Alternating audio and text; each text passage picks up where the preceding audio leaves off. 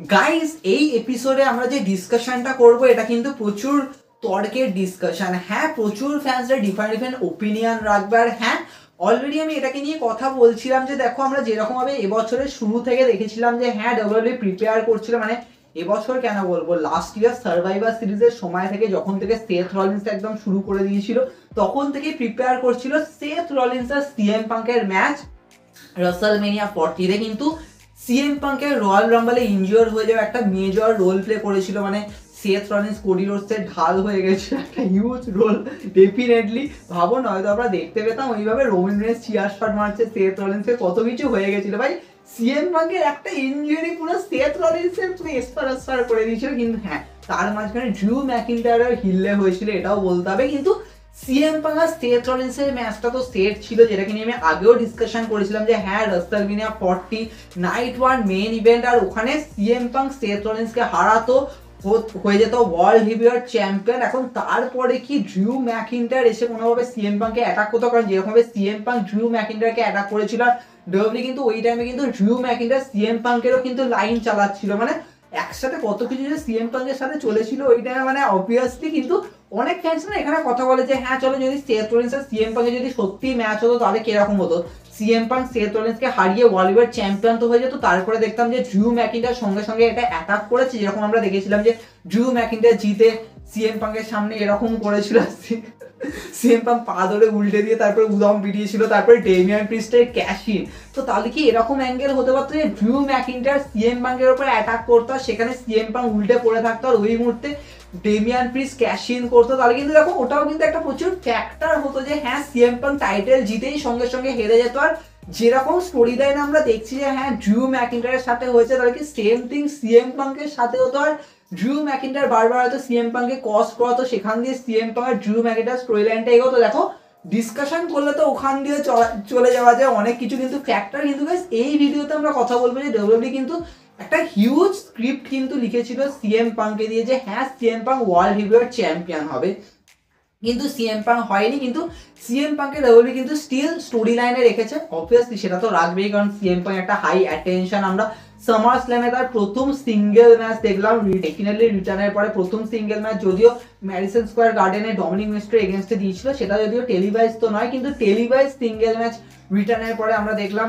ড্রু ম্যাকিন্টায়ার এগেনস্টে, যেখানে হেরে গেল। অবভিয়াসলি ওটা স্টোরি লাইনের মতো ভাবে চলেছিল যে হ্যাঁ তারপরে ড্রু ম্যাকিন্টায়ারকে ব্যাশ ইন বার্লিনে স্ট্র্যাপ ম্যাচে হারালো, তারপরে হেল ইন আ সেল ম্যাচ এখন রয়েছে, অবভিয়াসলি ক্লাসিক। কিন্তু এখানে কথা হচ্ছে ভাই সিএম পাঙ্কে কিন্তু ওয়ার্ল্ড হেভিওয়েট টাইটেল জেতার একটা অ্যাঙ্গেল ছিল, সেটা হয়নি। কিন্তু ডব্লিউডব্লিউই সবসময় জানে ভাই এটা সিএম পাঙ্ক, ভাই সিএম পাঙ্কের তুমি স্ক্রিপ্ট লিখেছো, তারপরে স্ক্রিপ্ট একদম ঘুরে গেছে, যদিও এটা সিএম পাঙ্কের দোষ তো নয় ভাই, ওনার ভাগ্যের দোষ এটাই বলা চলে। ভাই উনি ইনজিওর হয়ে গেছেন, আর সিএম পাঙ্ক এখন প্রচুর কুল আছে, মানে যদি সেই সময় হতো মালাকে কেন জিততে পারিনি, মালাকে জিততেই হবে এরকম ব্যাপার, তখন তো ভাই আলাদাই। কিন্তু এখন সিএম পাঙ্ক কুল আছে, সিএম পাঙ্ক বলছে ঠিক আছে চলো জিততে পারিনি কিন্তু আমাকে স্টোরি লাইন দাও, সেটাই হবে, এরকম ব্যাপার। তো সিএম পাঙ্কের তো ভাই ওয়ার্ল্ড হেভিওয়েট টাইটেল জেতা ছিল, তাহলে এটা কি তাহলে হবে যে ভাই সিএম পাঙ্ক তাহলে এবার পুরো একটা স্ক্রিপ্ট লেখা হবে যে হ্যাঁ CM punk world heavyweight title জিতবে এরকম ব্যাপার। তবে সিএম পাঙ্ক কখনোই এরকম তো হবে না যে ভাই আমি নিউ ট্যালেন্টদেরকে বিল্ড করবো, আমি অনেকটা ঠিক রেন্ডি অর্ডার অনেকটা ঠিক জন সিনার মতো হয়ে যাবো। এবার দেখো যদি হয়ে যায় তো কিছু বলার নেই, কিন্তু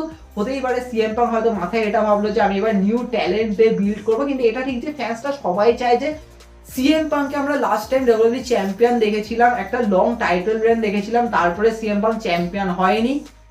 হতে পারে হয়তো উনি মেন ইভেন্ট করেও দিলেন, মেবি হয়তো 41 নাইট ওয়ান মেন ইভেন্ট আমরা যেরকম ট্রায়াঙ্গেল ম্যাচটা মানে ট্রিপল থ্রেট ম্যাচটা দেখছি, সেখানে সিএম পাঙ্ক মেন ইভেন্ট করলে ইভেন সিএম পাঙ্ক জিতেও গেল এই সেথ রলিন্স আর ড্রু ম্যাকিন্টায়ারকে হারিয়ে, কিন্তু at the end CM punk একটা চ্যাম্পিয়নশিপ ক্যাপচার করছে না, এটা কিন্তু প্রচুর বড় ফ্যাক্টর। এবার তবে এখানে একটা বড় কোয়েশ্চেন যে সিএম পাঙ্ক যদি ওয়ার্ল্ড হেভিওয়েট টাইটেলে টিকে যায় তাহলে আমাদের ভাবতে হবে যে হ্যাঁ সিএম পাঙ্ক এই যে পুরো ট্রায়াঙ্গেল স্টোরি লাইনটা এন্ড হবে, তারপরে গিয়ে গুন্থারকে হারাবে, আর তার আগে গুন্থার যে ওয়ার্ল্ড হেভিওয়েট চ্যাম্পিয়নশিপ ক্যাপচার করেছে তার একটা 200 দিন বা 250 দিন হোয়াট এভার একটা লং রেন দিয়ে দিল, তারপরে গিয়ে সিএম পাঙ্ক হারাচ্ছে। এবার যদি আমরা গুন্থারের দিকে দেখি যে হ্যাঁ গুন্থার অবভিয়াসলি একটা রেকর্ড ব্রেকিং আইসি টাইটেল রেন দিয়েছে, চলো ঠিক আছে, কিন্তু গুন্থারের এখন যদি ওয়ার্ল্ড হেভিওয়েট টাইটেল রেনকেও লং দেয় তাহলে কিন্তু ফ্যান্সটা প্রচুর ক্রিটিসাইজ করে বলবে যে ভাই গুন্থারের সামনে বড় বড় চান্স রয়েছে, তোমরা প্রচুর সুপারস্টারকে অপরচুনিটি দাও। দেখো এটা ঠিক যে আইসি টাইটেলের অ্যারাউন্ডে একটা জাস্ট হিউজ বিল্ড আপের জন্য গুন্থারকে লং রেন দিয়েছে, কিন্তু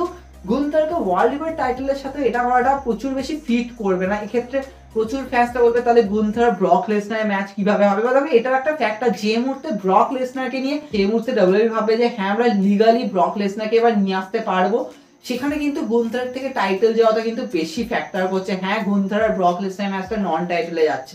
এবার তোমরা অনেকে বলবে ব্রক লেসনার রিটার্নের পরে তো ভাই ওয়ার্ল্ড হেভিওয়েট টাইটেল ক্যাপচার করতে পারে। দেখো অনেক কিছু কিন্তু ওয়ার্ল্ড হেভিওয়েট টাইটেলকে নিয়েও কিন্তু কোয়েশ্চেন আছে। তো সেক্ষেত্রে তোমরা বলবে তাহলে সিএম পাং ওয়ার্ল্ড হেভিওয়েট টাইটেল যদি যেতে তাহলে কিন্তু প্রচুর আপসেট, মানে আদার স্টোরি লাইনের ক্ষেত্রে আপসেট, গুন্থারের ক্ষেত্রে upset, Gunther versus Brock Lesnar story লাইনের ক্ষেত্রে আপসেট। তাহলে কি সিএম পাং ওয়ার্ল্ড হেভিওয়েট টাইটেল না আনডিসপিউটেড টাইটেল জিততে পারে? কারণ আনডিসপিউটেড টাইটেল হচ্ছে মেন অ্যাট্রাকশন। মানে অবভিয়াসলি আমি কখনোই ওয়ার্ল্ড হেভিওয়েট টাইটেলকে নিচু করবো না, কিন্তু আনডিসপিউটেড টাইটেলটাই কিন্তু রিপ্রেজেন্ট করে ডাব্লিউডাব্লিউ কে। তো সেক্ষেত্রে কি তাহলে আনডিসপিউটেড টাইটেলকে ক্যাপচার করতে পারে? এবার দেখো এখানে কিন্তু অনেক কিছু তাহলে ফ্যাক্টর হবে। ফার্স্ট ফ্যাক্টর এটাই যে দেখো কোডি রোডস এখন টাইটেল হোল্ড করছে, কোডি রোডসকে ক্রিটিসিজম দেওয়া হচ্ছে, ঠিক আছে, কিন্তু কোডি রোডস যদি রকের কাছে হেরে যায় তাহলে রক যখন টাইটেল রান দেবে তাহলে রক তো ভাই হারবে রোমান রেন্সের কাছে, তাহলে তো ভাই রোমান রেন্সকে তাহলে সিএম পাং হারাবে, তাহলে কি সিএম পাং অনেক পরে গিয়েও আনডিসপিউটেড চ্যাম্পিয়ন হবে? সেটা একটা বড় কোয়েশ্চেন। এবার দেখো সেকেন্ড অ্যাঙ্গেল হচ্ছে যদি কোডি রোডস রককে হারিয়ে চলে যায় তাহলে কোডি রোডস ভাবছো মানে কত স্ট্রং চ্যাম্পিয়ন দেখানো হচ্ছে, ভাই রককেও হারিয়ে চলে যাচ্ছে। আর অবভিয়াসলি সেক্ষেত্রে রক আর রোমান রেন্সের ম্যাচটা উইদাউট টাইটেল একটা খুনসুটি লেভেলে ম্যাচ হচ্ছে, সেটাও একটা ক্লাসিক হতে পারে। কিন্তু ভাবো কোডি রোডস যে লং টাইটেল রেন দিচ্ছে, রককে হারিয়ে দিয়েছে, তখন তোমরা বলবে ভাই কোডি রোডসকে তাহলে কে হারাবে? তাহলে কি রেন্ডি অর্টন হবে? এবার দেখো রেন্ডি অর্টনেরও একটা বড় ফ্যাক্টর যে ভাই রেন্ডি অর্টন যদি ভাবে যে ভাই আমি চ্যাম্পিয়ন এখন ওইভাবে হব না, সেটাও একটা ফ্যাক্টর। তাহলে এখানে কি তাহলে কোডিকে ডিথ্রন করবে সিএম পাং? কারণ সিএম পাংকে শুরু থেকেই স্টোরি লাইন এইভাবেই চলেছে যে হ্যাঁ উনি স্ট্রাগল করে যাচ্ছেন। তো সেক্ষেত্রে সিএম পাং কি পারফেক্ট সুপারস্টার হবে যে কোডি রোডসকে ডিথ্রন করবে? কারণ সিএম পাং একটা বড় স্টার পাওয়ার, আর সিএম পাংকে পুরো একটা ভালো স্টোরি লাইন দেখাবে যে ফাইনালি সিএম পাং রয়্যাল রাম্বল জিতলো, সেখান দিয়ে কোডিকে ফেস করছে কোনো একটা রাসেলমেনিয়া, সেখানে কোডিকে হারাচ্ছে, সিএম পাং হয়ে যাচ্ছে আনডিসপিউটেড চ্যাম্পিয়ন। তারপরে হয়তো সিএম পাং আর রেন্ডি অর্টনের স্টোরি লাইন চললো, সেখানে টাইটেল হ্যান্ড চেঞ্জ হলে বা দেখো সেটা একটা ফ্যাক্টর। তাই জন্য কোডি রোডসের থেকে যদি টাইটেল যায় তাহলে প্রচুর ফ্যান্সরা বলছে তাহলে রককে দাও, কারণ রক আর রোমান রেন্সের স্টোরি লাইনে টাইটেল দরকার। অনেকে বলবে রেন্ডি অর্টনকে দাও, কারণ রেন্ডি অর্টন এখন দরকার টাইটেলে।